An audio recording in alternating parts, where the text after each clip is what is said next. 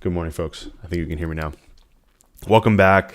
Had a great weekend. We're at the end of the summer. If some of you are in busier, sort of more sales oriented, consumer oriented, services oriented business, you've probably noticed that things are starting to pick up, even though it's before Labor Day. It's just more volatile. Maybe it's chill. Maybe it's a little bit crazier.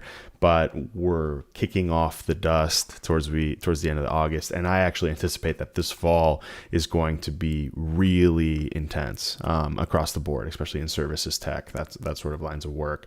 And with that said, we have this great backdrop in the U.S., pretty strong economy. You look outside the U.S. and there's utter chaos. You look at what's going on in China. There's a lot of debt. There's an authoritarian government. The businesses are getting overhauled, destroyed, recrowned. There's been some interesting regime changes if you look into the weeds of some of the larger Chinese businesses, new CEOs, new people in charge. A lot of chaos. Latin America, you've got situations like in Argentina, Milei, the presidential candidate who seems to be on track to take the presidency in Argentina, who's basically just anti-institutional, wants to destroy the central bank, wants to peg the economy to the dollar and use Bitcoin, and kind of a scary but also consequential political result. And that's what I fear here in the U.S. We try to stay pretty apolitical here, but I fear a massive derailment here in the States after, both sides of the spectrum get completely fed up with the sort of mainstream framework. But I digress. We're here to talk about hot dogs. We're here to talk about hot dogs, people. Costco, Sam's Club, hot dog wars.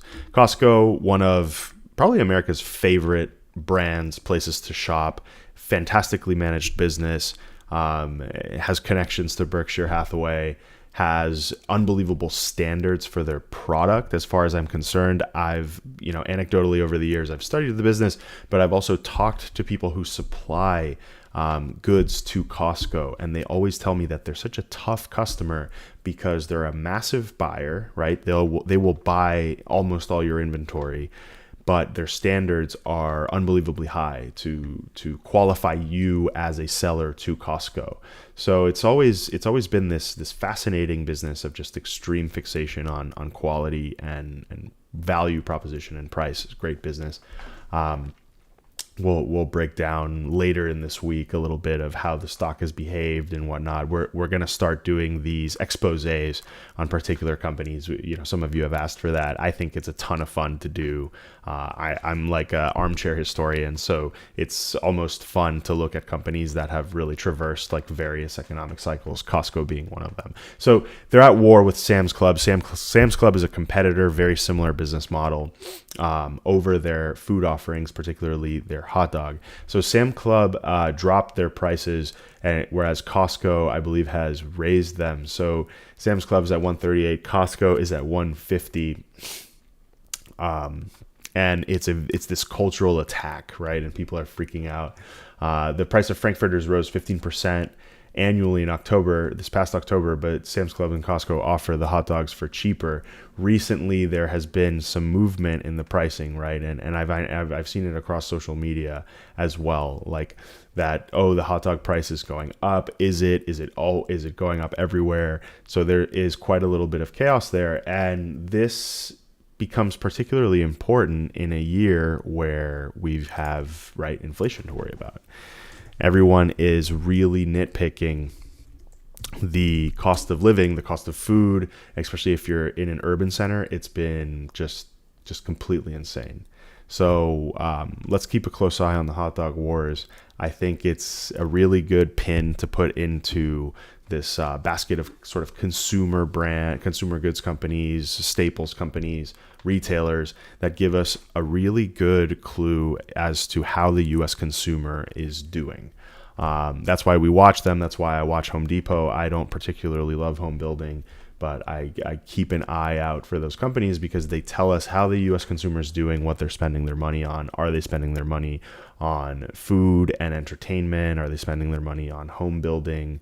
And so it's important to watch these companies to kind of have a pulse of how the U.S. economy is doing and whether people are out there shopping and spending or not.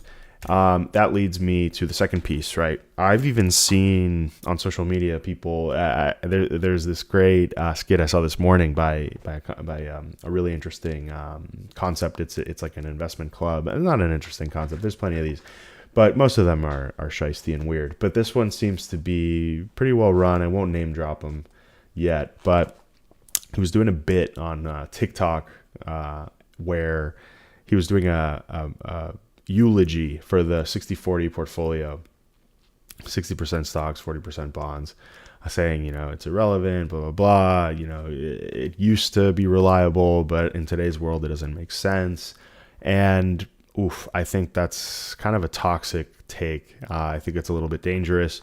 Obviously, it hasn't done well, right? Since 2008, if you didn't own sort of risk assets, stocks, to be particular stocks or real estate or sort of risk assets, right? Assets that are supposed to outperform on a long-term basis, you sort of got left behind. If you were a bond investor over the last 20 years collecting 5% a year returns while everyone else got 10 to 100% return, depending on their sort of risk profile, but let's call it 10. You got smoked, you got devalued, you got diluted in terms of the money that you're setting off and investing and then comparing it to the rest of the market. Caveat, I'm only talking about the US here. But the notion that the 60-40 portfolio is dead is a little bit dangerous given where we are. So where we are today with markets is the US has just gangbusters, right? The companies in this country have just outperformed ridiculously. The return on investment has been insane, especially over the last 20 years, especially in technology, consumer brands, retail businesses. It's done fantastically well. Fixed income is not. We had interest rates near zero, so there was no yield out in the market. If you went and bought bonds, you were just getting peanuts for your investment. Interest rates are now higher. Mortgages are now above 7%.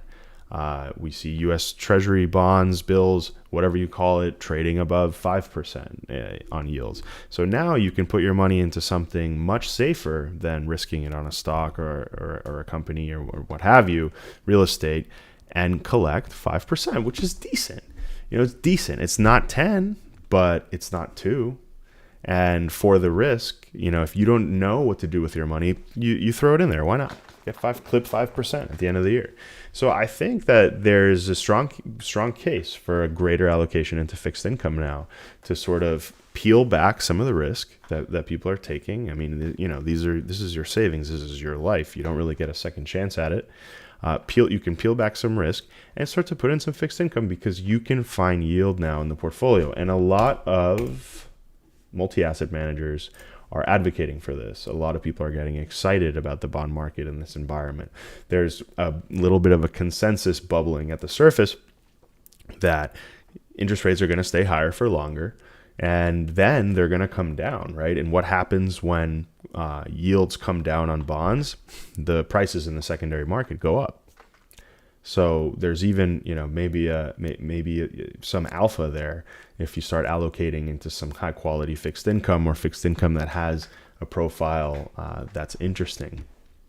The CIO for fixed income at JP Morgan, he predicted the Treasury yield slide all the way down to 0 from 2% in 2019. So he's got a decent track record. He says now his strategy is to buy every dip in bond prices. The firm's flagship Global Opportunities Fund's down 1.5% over the past month and beating 35% of its peers so far. So he's not doing so great. But there is a narrative that's bubbling in this camp. A lot of people are getting very bullish on fixed income. And I think that, folks should look at it as a way to lock in a level of return with a much lower risk profile. Obviously, if we start getting into the wacky stuff, like we're buying bonds to fund Turks and Caicos or bonds of companies that have defaulted on their debt multiple times or countries that have defaulted on their debt multiple times, that's not for you. That's not for us. That's for speculators, experts on distressed, experts in, some of the rules governing these bonds and the risk profiles of countries and companies. But,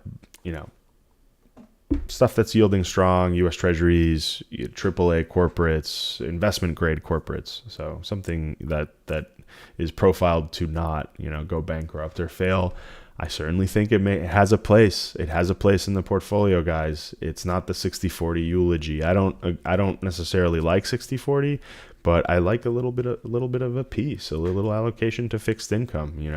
If you get flamed out there in the market, you'll be very happy to have had that. That's also why I like to keep a little bit of a commodities piece in there as well. A little bit of gold, a little bit of energy. We like it. But listen, for the rest of the week, we're going to be watching our macro indicators. We're winding down towards the end of summer. Like I said, we're going to do a little bit of a deeper dive into some particular companies. We're going to jump into their histories a bit, Costco in particular. And I'm also going to, throw some more interesting stuff, like some shorter term ideas into the mix. I'll always have to caveat that that's not what we're about. We're about long-term investing. We're about asset allocation. We're about survival beyond anything, and also accumulating, right?